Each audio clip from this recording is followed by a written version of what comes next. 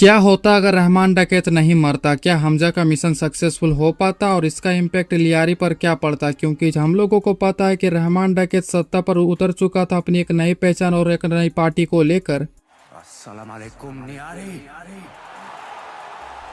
और जैसा कि हम लोगों को पता है कि रहमान डकैत पार्टी में घुस चुका था और वो जीत भी जाता, तो जैसा कि हम लोगों को पता है कि जो लोग लियारी पर कब्जा करता है उसका पूरा कब्जा कराची पर हो जाता है, और जिसका कराची पर कब्जा हो जाता है उसका पूरा पाकिस्तान पर कब्जा हो जाता है। और रहमान डकैत जब पूरी तरीके से पाकिस्तान पर कब्जा कर लेता तो आप लोग सोच भी नहीं सकते कि पाकिस्तान और इंडिया का क्या नजारा होता। क्योंकि जैसा कि हम लोगों को पता कि रहमान डकैत इतना ब्रूटल था कि उसने बचपन में ही अपनी माँ को 3 गोली मार दी थी। और साथ ही जैसा कि हम लोगों को पता कि रहमान डकैत ने दाऊद इब्राहिम को भाई को भी मरवा दिया था। तो अगर पाकिस्तान पर रहमान डकैत कब्जा कर लेता तो या फिर रहमान डकैत दाऊद इब्राहिम को मरवा देता या फिर दाऊद इब्राहिम रहमान डकैत को मरवा देता। तो इन्हीं सब चीजों के बारे में बात करेंगे कि रहमान डकैत नहीं मरता तो क्या क्या होता, धुरंधर पार्ट 2 और धुरंधर पार्ट 1 में क्या क्या चीजें चेंज हो सकती थी, यही सब सारी चीजों के बारे में बात करेंगे। तो ये सब जानने से पहले इस वीडियो को लाइक कर दे और चैनल पर नए तो चैनल को सब्सक्राइब कर दे, क्योंकि दोस्तों सब्सक्राइब करना बिल्कुल फ्री है। तो चलिए वीडियो को स्टार्ट करते हैं।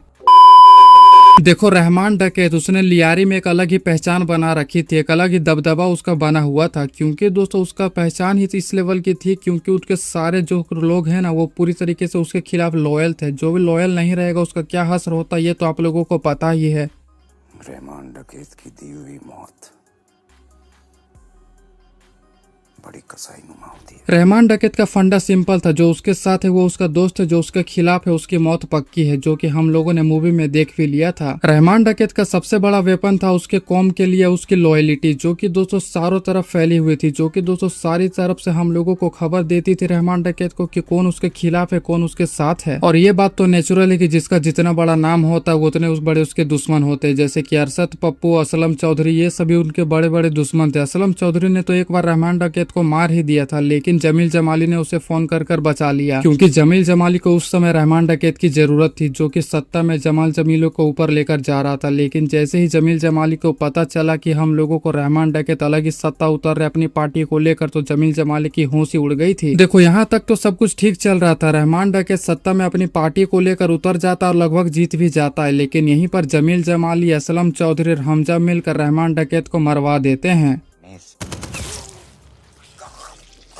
अब यहीं से हमारी कहानी शुरू होती है। हमजा और असलम चौधरी मिलकर जब रहमान डकैत को मरवा देते हैं, सोचो कि उस टाइम पर रहमान डकैत नहीं मरता, बच जाता तो क्या होता। रहमान डकैत के बच जाने के बाद वो तो पहले कुछ दिन शांत रहता, पहले वो इलेक्शन का इंतजार करता। जैसे ही इलेक्शन के रिजल्ट आते हैं ना, पूरी तरीके से लियारी और पाकिस्तान में गैंग वॉर छिड़ जाती, हर जगह मौत का नंगा नाच शुरू हो जाता। क्योंकि जैसा कि हम लोगों को पता है कि रहमान डकैत अपने दुश्मनों को छोड़ता नहीं है, बदल लेना वो कभी भूलता नहीं है। सबसे पहले तो वो हमजा को मरवाता, क्योंकि उसको पता चल चुका था कि सारी प्लानिंग हमजा की है। उसके बाद दोस्तों असलम चौधरी को वो कहीं पर ट्रांसपोर्ट करा देता, उसके बाद वो असलम चौधरी को भी मरवा देता, जिसके बाद वो इलेक्शन तो जीत ही जाता और लियारी पर कब्जा करने के बाद कराची पर कब्जा कर लेता, और कराची पर कब्जा करने के बाद उसका कब्जा पूरा पाकिस्तान पर हो जाता। और पाकिस्तान पर कब्जा कर लेने के बाद दोस्तों रहमान डकैत कितना खतरनाक था ये तो हम लोगों को पता ही है, जिसका इम्पैक्ट हम लोगों को इंडिया पर भी देखने को मिलता। वो काफी सारे मिशन हम लोगों को इंडिया में भी करवाता, काफी सारे गैंग वॉर, काफी सारे दंगे फसाद करवाता इंडिया में भी। और रहमान डकैत इतना सारी चीज हासिल करने के बाद उसका एक ही थ्रेड बचता, जो कि है दाऊद इब्राहिम, जिसको दाऊद इब्राहिम को मरवाने के बाद उसका पूरी तरीके से पाकिस्तान पर कब्जा हो जाता, जो कि एक अलग लेवल का इमोर्टल टाइप का बन जाता, जिसके सामने अब कोई भी खड़ा नहीं हो पाता। वेल, हम लोगों ने ये तो जान लिया कि रहमान डकैत नहीं मरता तो क्या होता, लेकिन मेरा आप लोगों से ये सवाल है कि हमजा का जीजा जी यानी कि पिंडा अगर नहीं मरता तो क्या होता। आप लोग मुझे कमेंट करके जरूर बताना, और जाने से पहले इस वीडियो को लाइक कर देना और चैनल पर नए तो चैनल को सब्सक्राइब कर देना, क्योंकि दोस्तों सब्सक्राइब करना बिल्कुल फ्री है। तो दोस्तों मिलते हैं आप लोगों से अगली वीडियो में, तब तक के लिए गुड बाय।